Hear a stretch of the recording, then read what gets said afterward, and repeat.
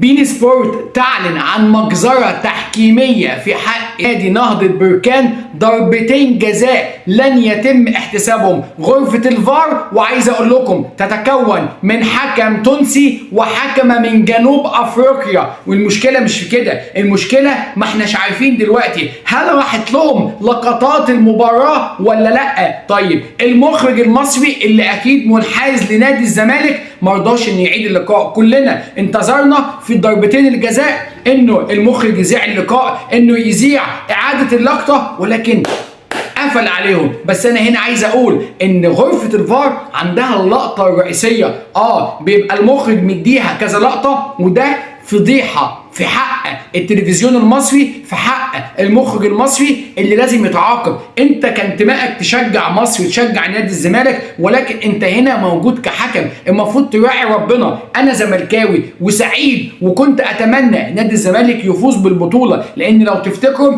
كان في برضه فضيحة تحكيمية في مباراة نادي الزمالك مع نادي نهضة بركان في 2018 او 2019. برضه النهارده بقى في فضيحتين، ضربتين جزاء لن يتم احتسابهم. وطبعا التقنية في بين سبورت جابت اللقطتين واعترفوا بوجود فضيحة تحكيمية، ضربتين جزاء منهم ضربة جزاء الأعمى شوفها في وجود الحكم واقف قدام الكرة وزاويته. طيب الحكم ما راحش الفار، طيب المذيع والمخرج ما قعدش اللقطات، هل هي مشكلة المخرج ولا مشكلة الحكام التوانسة مع الجنوب أفريقيين؟ كل ديت سؤال لازم يتم طرحها للاتحاد الافريقي. وعايز اقول رساله، فين حبايبي الجزائريين اللي دايما بيقولوا الكولسه ومش الكولسه؟ فين تدخل فوزي لقجع؟ ليه ما اداهمش المباراه؟ ليه ما تدخلش فوزي لقجع ويفوز بالبطوله؟ ولا انتم مش فرحانين غير في الطاوله وبس؟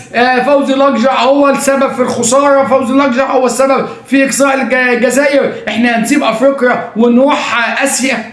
انتوا فاشلين. بس انا هنا كزملكاوي اعترض على مخرج اللقاء اللي لم يتم اذاعته. انت موجود هنا عشان تنقل الحقيقه، انت موجود مكانك هنا وتعلمت وبتذيع المباراه علشان تنقل الواقع. محدش قال لك داري حقيقه ولا حد قال لك انك تخفي اي حاجه حصلت، انت بتنقل واقع. انت زي ما موجود القاضي بيحكم في المحكمه باوراقه، انت هنا بتخرج باللقطات اللي عندك. كان من حقك انك تخرج لقطات هذه المباراه لحكم هو ليه الحريه يقول ضربة جزاء ولا مش ضربة جزاء. اما انك تمنع كل اللقطات عن الاعاده، احنا ما شفناش في التلفزيون، وايضا اكيد الحكام ما شافوهاش في غرفه الفار. ولكن هنا بلوم على الحكام التوانسه والجنوب افريقيين اللي موجودين في غرفه الفار. انت عندك اللقطه، عندك اللقطه الحقيقيه، اللقطه الاولى، وانت عندك امكانياتك وعندك 4 حكام وعندك كل الشاشات موجوده.